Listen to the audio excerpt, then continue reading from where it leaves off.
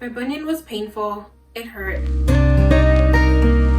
Hi everyone, it's me, Dr. Nooreen, your resident foot and ankle specialist, and welcome back to my channel. Okay, you guys, so today I am going to talk about my bunion story. Kind of my journey, what I went through, my advice to you if you are thinking about having bunion surgery as well. Not only from the physician standpoint, but also from the patient standpoint, because I've been on both sides of the coin. But I will tell you, it's way nicer being the physician in a bunion story versus the patient in a bunion story. But overall, I'm super happy with my decisions and where I am today. So let's get started, and I'm going to tell you guys about what I went through and why I made the decisions that I made. So you guys, my story with my bunion starts in med school. I used to live across the street from my med school. I would just walk to class or lab or whatever I had to do. I just had to walk across the street. At that time in med school, I was super active. I used to work out in the morning before I started studying, and then sometimes at night, and I used to do that 6 days a week. Yeah, and med school was probably one of the times I was most fit in my life. And then about maybe October or November of my first year of med school, I started to notice some foot pain. I remember the very first time I experienced it, I was walking out of my apartment to go to school across the street. And I remember closing my door, walking down the hallway, and all of a sudden I stopped because I had this sharp shooting pain in my left foot, right where a bunion would be. But I kind of walked it off and it was fine, it went away. I didn't think too much of it at that time. As time progressed, that kind of pain, it happened more frequently, it was there longer. I couldn't really do much to make it feel better besides just stop walking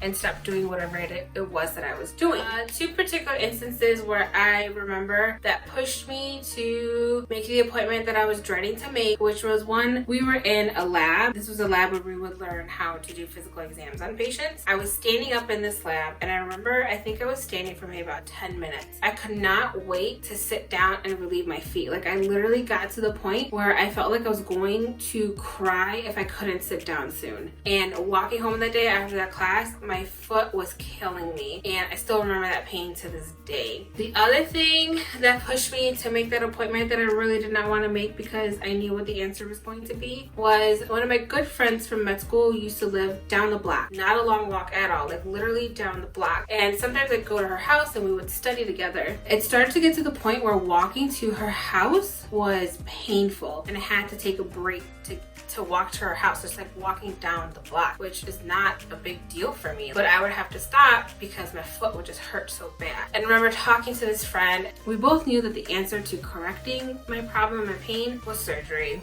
And I didn't want surgery. I don't really know anyone who's excited to have surgery. Even though I knew what the answer was, I still didn't want to make that phone call. I thought about it a lot. I talked to some of my friends, knowing that the pain would only get worse and that the pain was already stopping me from doing the things that I wanted to do every day, like walk down the street, let alone my workouts, is what pushed me to decide to make that phone call and make an appointment. I went to that appointment and I knew what she was gonna say because this is what I was learning how to do. This is what I was learning how to treat. And basically the solution was surgery. So I cried. Even though I knew that that was the answer, I didn't want surgery. So even though I cried that day, because honestly, you guys, having surgery is scary, it is nerve-wracking, and it's not fun. But I knew that that's what I needed to do to address my foot pain. So I scheduled my surgery for summer of that year. You guys, my pain started in October, November. By like April, May-ish, I couldn't stand the pain. So my bunion progressed very quickly in terms of how painful it became and how much it was stopping me from doing the things that I wanted to do. So I then scheduled my surgery for later that summer because in med school we literally have one summer off, and I decided to get surgery that one summer off. So that's what I spent my one summer off doing from med school. It was recovering from surgery. You guys are going to kind of get the physician perspective and also mostly the patient perspective of a bunion surgery, but I'm still going to throw in a little bit from my physician knowledge. And so I also wanted to share with you guys my x-rays. Now, I'm so sorry. I have been looking for my pre-op x-rays for like 2 weeks now, and I cannot find them. There's many things that a physician looks at on an x-ray to evaluate a bunion, but the main thing that you look at is something called the IM angle or the intermetatarsal angle, and normal is 0 to 10. And my IM angle, you guys, was really not that bad. It was like maybe an 11 to 13 or something like that, but my bunion was very mild. It was not a severe bunion at all, but it was causing me so much pain. And that's something that I find really interesting from the physician standpoint, is I'll have patients come in with these huge IM angles, like 15, 20 IM angles, to the point where now their toes are also overlapping and they have like no pain. They're totally fine. But someone like me, where I barely had a bunion, oh my God, the pain was excruciating and I couldn't handle it. So it just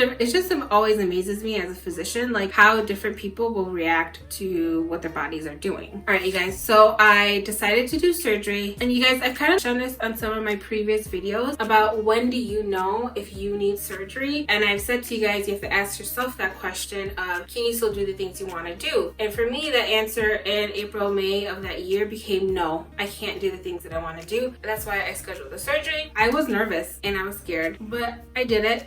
I remember going to the hospital with my mom. So my mom drove out to my med school. I went to surgery with her, being super nervous. And then the next thing I remember is waking up in the PACU. And it was not pleasant at all. I remember waking up being in excruciating pain, just tears, just crying, automatic tears.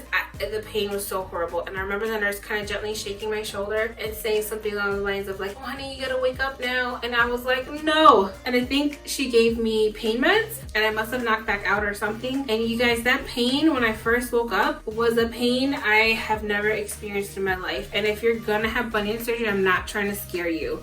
At the end of this video, I'll kind of give you a summary of my feelings, my emotions, and my recommendations, but I'm not trying to scare you. I'm just telling you my story and what I felt. God, it freaking hurt really bad, especially when I woke up. And then I worked with physical therapy. They were teaching me how to use crutches and how to go up and down stairs with crutches. I kept pushing myself, probably past my limits, especially because I hadn't eaten all day, just had surgery. They were teaching me how to go up and down stairs, and I just wanted to practice it one more time because I was nervous that I was gonna do it wrong and I was gonna hurt myself. So I did it one more time, and I remember coming back down the stairs, I was like, uh-oh, I think I'm gonna faint. But luckily I got down and they got me in a wheelchair, went back to like my little room. My blood pressure was just a little low. But anyway, we waited out. I was fine. Got some ice, elevated my foot, felt a little bit better. And then I went home. I went home to my apartment. My mom stayed with me for a little bit. I also remember that those first couple of days post-op were very painful for me. And I think one of the biggest things was I was put in a posterior splint, and I will throw up a picture for you guys of what that looked like. But I was put in a posterior splint, and my heel wasn't padded enough, so my heel actually was also killing me. During that time though, I did ice and elevate. As soon as I got home, that's all I did. I laid down in bed, I iced and elevated. I had an ice pack on my foot and I had an ice pack behind my knee, which you guys will be able to see in this picture. And I was just doing that. Ice, elevating, rest. I just got up to use the bathroom. That's pretty much it. The other thing I also did was I took my pain meds on a regular schedule. Like I even set an alarm to wake me up in the middle of the night to take my pain meds every 4 hours. And I was on Norco 5 milligrams. So to sum up kind of that part of my experience, from the patient standpoint, it's scary, you're kind of nervous, and for me personally, it was very painful when I woke up. Now, I think the reason that was maybe my physician didn't put enough local anesthetic into my foot, and that could have been the reason why. That's my experience from the patient standpoint, but my advice to you from the physician standpoint is if you are going to have bunion surgery, is to listen to your physician and listen to what they tell you to do. 3 of those main things are going to be to ice, to elevate, and to take your pain medication. During the first 2 or 3 days, I did take my Norco like clockwork every 4 hours. I just set an alarm, including the middle of the night. I'd set an alarm to wake up and take the medication. Because if you end up waiting to take the medication when you are in pain, you're gonna be chasing your pain versus actually treating your pain. So I would recommend your first 2 to 3 days after foot surgery, take those pain medications, and then after that, kind of wean off and see how you're feeling. See if your pain level is to the point where you can actually stop taking them or not. I did all of those things, and you guys, icing and elevating really helps control your pain and bring that pain level down because it helps with the swelling. The more your foot is swollen, the more painful it's going to be. I did all 3 of those. Okay, so from the patient perspective, I was on crutches. I was non-weight bearing, meaning I couldn't put weight on my foot. I think on post-op day 3, I went to go get my posterior splint taken off, which was such a huge relief because that pressure was taken off of my heel. And then I put into a cam boot with crutches, and I didn't put any weight down on my foot. And I will tell you guys, crutches are not that bad, especially if you have good balance and generally healthy. Crutches are fine to handle. I did have some difficulty because the apartment that I lived in had so many doors that I had to go through to get out the front door because I was in the back of the complex. Trying to open a door while balancing on crutches is really freaking hard. And you would be surprised how many people are so rude and will not help someone open a door that they obviously can see is struggling and is using crutches. That kind of baffled me. So you guys, from my post-op period, right, my mom came to my med school. She stayed with me until my first post-op appointment. And then after that, I went home with my mom for 2 or 3 weeks. But then I had to come back to school because I had signed up to do research that summer as well. So I came back to school. Well, my dad drove me back to school. He stayed with me for a few days and then he went back home. So I was on crutches and I would go to school to do my research. And while I was at the research place, I would keep my foot on a chair. I kept it iced and elevated, and that helped a lot with the pain. And you guys, some of you guys out there that might be watching this video because you're thinking about having bunion surgery, one of the questions, you know, you might have if you're gonna have surgery is like, how long am I gonna be off my feet? How long will I have to pause living my life? And I just wanted to tell you guys that you can still live your life. You just have to be careful. From the physician standpoint, I would recommend at least taking 2 weeks off to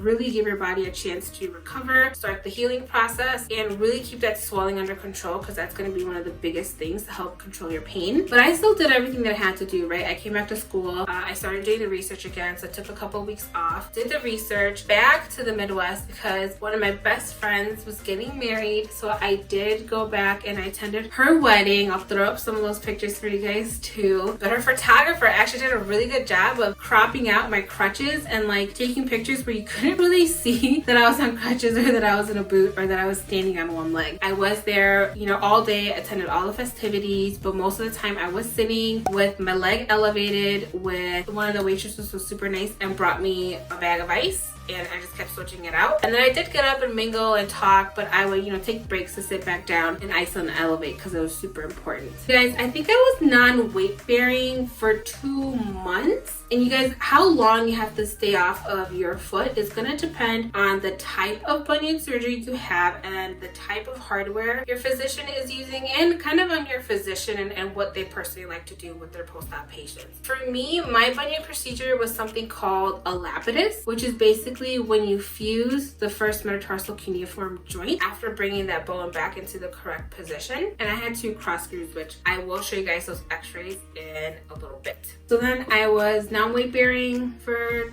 2 months. And then after that, I slowly transitioned to putting weight on my feet with my crutches. So my crutches were still helping me, but I started to put weight on my foot. And then after like a week or 2 of doing that, I then went to walking with just the boot on. And then eventually, I think at about 3 or 3.5 months, I started transitioning into going back to my normal shoe year. And I'm also gonna throw up a picture of me going down a slide with my nephew just to show you, like, this was during my last stage of recovery where I was still wearing my boot, but now I was putting weight with my boot. This is me at the park with him going down the slide. So you guys, if you are considering bunion surgery, you can definitely still do the things you want to do, but just do them carefully and be smart about it. Don't do anything your physician says that you cannot do, but you can still in general still live your life and do the things that you have to do while you're recovering. All right, you guys, so now that was kind of like my personal story from recovering from my bunion, what I went through, what I felt. I'm gonna kind of jump into the physician side of it and throw up my post-op x-rays for you guys and talk about those real quick. So these are my pictures, my first set of post-op x-rays, and you guys can see I have those 2 screws, those 2 cross screws, right? It is as weight bearing as I could tolerate it. Obviously, I wasn't touching down as much as I possibly could because it was still painful and swollen. But all this x-ray tells you is that the 2 cross screws and the fusion site is still in the process of healing. This is then 2 to 3 weeks later, my second set of x-rays. You can tell that the site is fusing dorsally. The hardware is still in place. There's still some healing that needs to be done plantarly or the bottom of the joint. So that's basically what these x-rays are showing me as a physician, that the site is healing in well. Other thing you'll notice is that the IM angle or the intermetatarsal angle is reduced. It's basically down to 0. So that bunion was indeed corrected. All right, you guys. So that was when I got my bunion corrected. Looking back, it was painful when I was in the moment, but looking back, I'm super happy that I did it. I'm super happy with my result. I don't have that pain anymore. But again, you guys, I still do wear my orthotics and good shoe gear every single day, good house slippers every single day to help my feet because my feet are super flat, so I have to help them maintain that arch. I'm happy with my bunion results. Like, I'm happy that I did the surgery. I'm happy that my pain is gone. I'm back to doing the activities that I want to do every single day. And if you are someone out there thinking about having bunion surgery, you're nervous about it, you're scared about it, it's completely normal. I was super nervous and scared even though I knew it was going to happen and I understood the medical perspective of it and everything that was going to happen to my foot. I was still super nervous and scared as well. But just choose a physician that you trust, listen to them, do what they say, and hopefully everything will go great for you guys and that bunion pain goes away if you do decide to do surgery. Now, if you are wondering about some conservative options, check out my bunion video where I do discuss those in more detail. But for right now, I'm going to kind of jump back into part 2 of my bunion story. So you guys are going to learn a lot about me in this video. One of the things being that I'm allergic to so many things, one of them being nickel. And at the time of surgery, my physician did know that, and she did use titanium screws, which have lower amounts of nickel than normal screws would, but they still have trace amounts of nickel. Now, what happened was after surgery, for about a year or so, I was fine. Like, the pain had gone away. I kind of hated my scar, and I kind of still hate my scar, but the pain was gone. But what happened was about a year after my surgery, I started to notice that my foot was getting kind of super itchy, especially right underneath where those screws were. I have something called dyshydrotic eczema. Basically what happened is those screws started to really exacerbate my dyshydrotic eczema. So for about 6 years, I went through phases of my dyshydrotic eczema being super bad to being non-existent. So I went through these phases of having really bad eczema on my foot to having really nothing, or super calm and quiet. And that's kind of also how my emotions went along with it. Whenever I had a flare-up of that eczema, I used to think to myself, oh my god, I gotta get rid of this hardware. I gotta have this hardware taken out. And then I'd have times where it would just be fine, my foot would be fine, nothing would happen, and I'd be like, nah, it's fine, I don't need to have surgery again. So I went through that thought process for like 6 years. The other thing that happened was my 4th year of med school, that's when we do our rotations to try to place into a residency program. And actually the program that I love the most, and this is where I did my residency. In that rotation as a student, you're in surgery all the time. When you're in surgery, you have to scrub in with a special type of soap. So I started to do that month, and I was doing that every day, multiple times a day. And what ended up happening by the end of that month, my skin was like scales, and that's the first time I realized that I'm allergic to something in the scrub. So before I started residency and before I had to be doing this every single day, multiple days for 3 years, I had patch testing done, and the patch testing told me that I was extremely allergic to nickel. Like, nickel was one of the biggest things I reacted to, and I also found out what I was allergic to that was in that scrub formula, but that's not about this. What the point of the story is, I found out I was super allergic to nickel, and I knew that the screws in my foot still had some nickel in them. Although it was a lower concentration than using another type of screw, still has some nickel in them. Having that knowledge and knowing that the eczema would get really bad, then it would come down, then it'd get really bad, and that's kind of how my emotions went with it too. What ended up happening was my 3rd year of residency, I decided to get the screws taken out, so I took a week off of residency. So I had surgery, I think on a Thursday, and I took that Friday and that weekend off, that whole full week, and then the following weekend, and I had to go back to work on Monday, which was not fun, but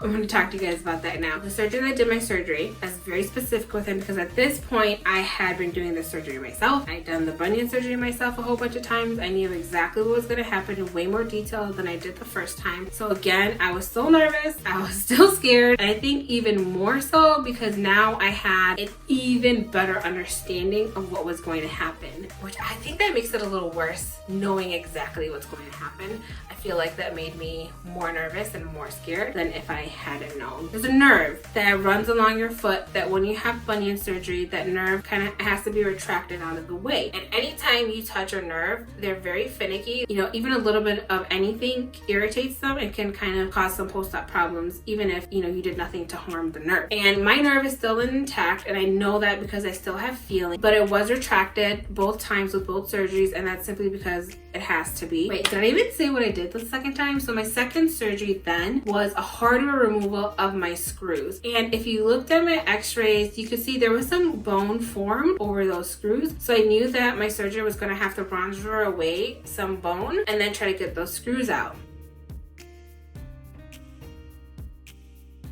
The other thing I told my surgeon was, if you cannot get the screws out, because this happens with hardware removal, sometimes hardware removals take 2 minutes or 2 hours. And I told my surgeon, you have to get these screws out because the whole reason I'm doing this is to calm down my eczema. So if you leave even a little bit of screw still in there, like there's no point of me going through all this. So you have to get everything out. I want all the hardware out. Even if something breaks, I want it out. And we talked about it and I told him what I wanted, what I didn't want. And one of the things that I didn't want is because my body is just so sensitive to foreign things. One of the things I didn't want was sometimes when you take out hardware or if you leave a big deficit in bone, you can backfill it with something called bone putty or bone chips. But I didn't want anything foreign left in my foot. So I told him, don't backfill with bone chips or bone putty or anything like that if you have to, if the deficit is too big. And we decided that he would take some bone from my calcaneus and put that in where my screws were if he needed to do that. It ended up being that my hardware removal was more on the difficult side. I think it ended up breaking and he couldn't get the bottom part of the screw. So he basically had to trephine, which basically means he, like if this is the screw, he had to like pour around it. So he had to take some of my natural bone to go around that screw and to take that out like a unit as that. Did that make sense? I hope that made sense. Basically, he had to trephine out part of my screw, which means he left a big hole in my bone. So then he went back and backfilled with some bone from my calcaneus, which I was really hoping and praying he didn't have to do, but he ended up having to do it. So that was a little bit disappointing, but at the end of the day, I'm still happy with it. Oh yeah, so recovering from the hardware removal was still not fun.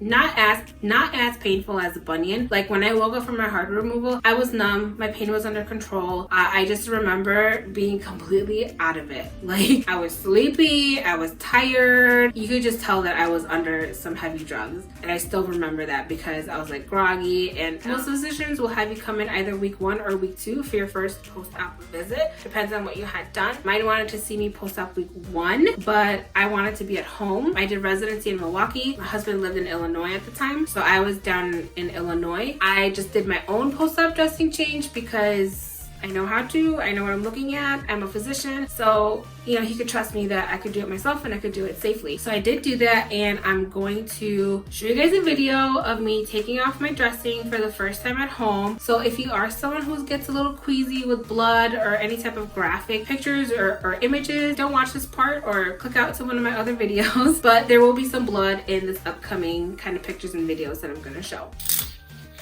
Okay, you guys, so this is me taking off my post-op dressing myself.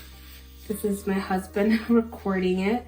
So you can see, I mean, that big red spot is basically just some blood that's normal. And I'm gonna... That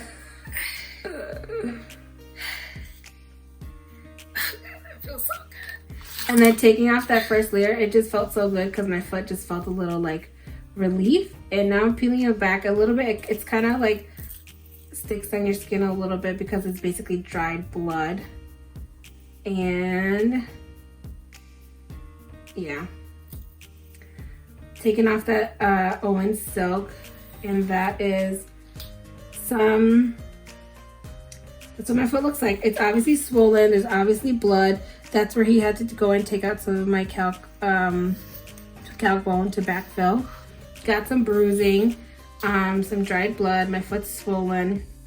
And you can see that kind of on that dorsal incision, that top incision, very distally. When I'm pointing to it, I saw it right away. It's a little macerated. So it's a little wet and macerated, which is not good. So after I saw that, I sent this video to my surgeon, and yeah, I then started applying betadine to that area to dry it out.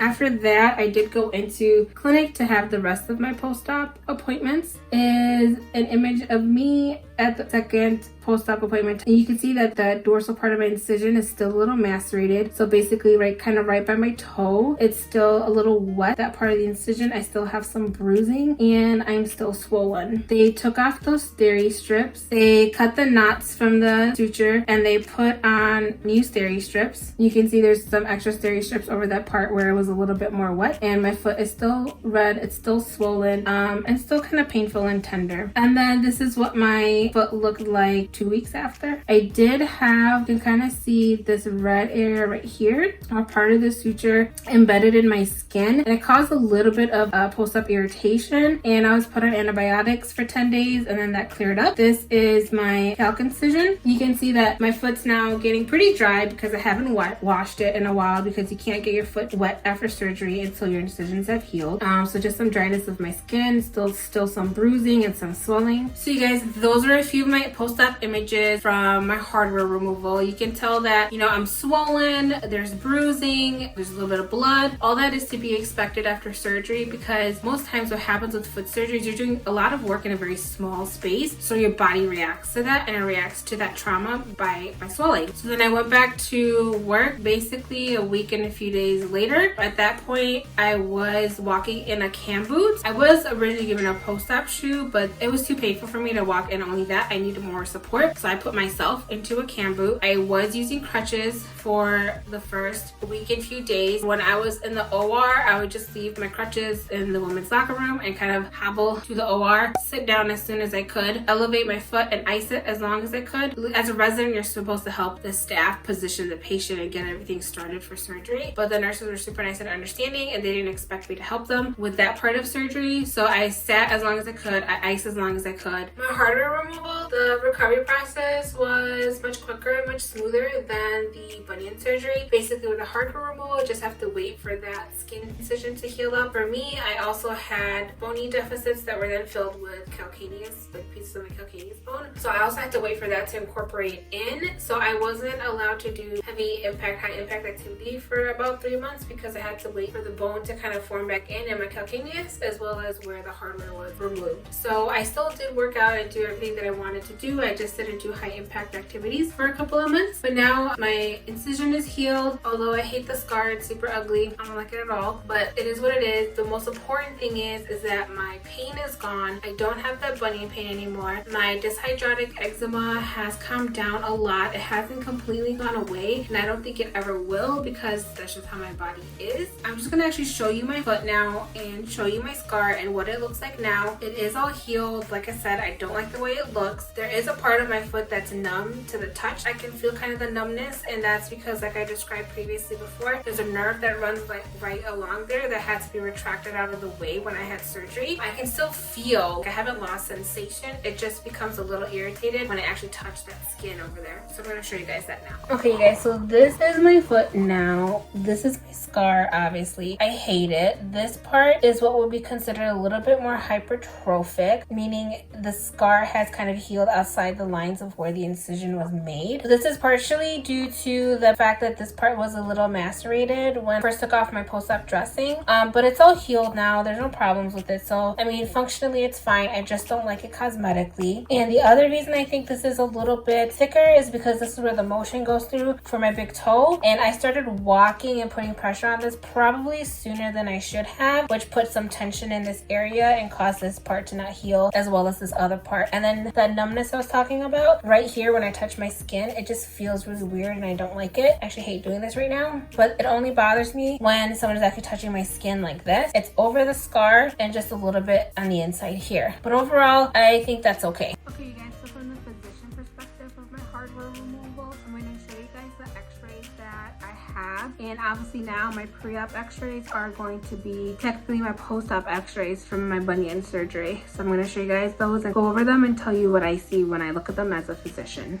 This is one of my pre-op images. Obviously you can see that the 2 screws are still there. The joint has now fused, so that joint doesn't exist anymore, and that is one of my pre-op images. Here's another view where you can see the 2 cross screws, and you can see that joint is now fused and healed. Now the thing my physician has to do is take out those screws, and you can also see in this x-ray that there is some bone that has grown over these screws, so he's gonna have to kind of dig out those screws as well. Here's an x-ray from post-op. You can see that the hardware is gone, so that joint is still fused. And then on this lateral x-ray, you can see that bone missing right there, where he had to dig out some of that bone to get to the screw heads to take them out. And you can also see in my calcaneus, this kind of circular area right here is where he ended up taking bone out from my calcaneus to then put into this area here where he had to trephine out my screws. So those are my x-rays from my hardware removal. You guys, that is my story with foot surgery. If you are someone out there considering having foot or ankle surgery, my advice to you as someone who's been through it would be choose a physician that you trust. Listen to that physician. Whatever they tell you to do post-operatively, make sure you do it. And also make sure you ice, elevate, and take your pain meds for those first couple of days. And then after that, see how fast you can wean off of them. But you guys, that's my story. I hope it helps you guys make your own decisions. And if anybody has any questions about going through surgery, definitely feel free to leave them in the comment section down below, and I will answer you guys' question. But overall, with my experience, I'm happy that I did it. My bunion pain is gone, but I do still wear good orthotics and shoe gear every single day to keep supporting my arch so that I don't have to go through surgery again. But at the end of the day, I think it's worth it because it will hopefully help you improve the quality of your life. And you guys, as always, leave your questions down below, and anything else you want to hear me talk about, let me know. All right, you guys, so that was my story about my personal experience with foot and ankle pain and surgery. Don't forget to stretch and subscribe, like this video, and I'll see you guys next week. Bye.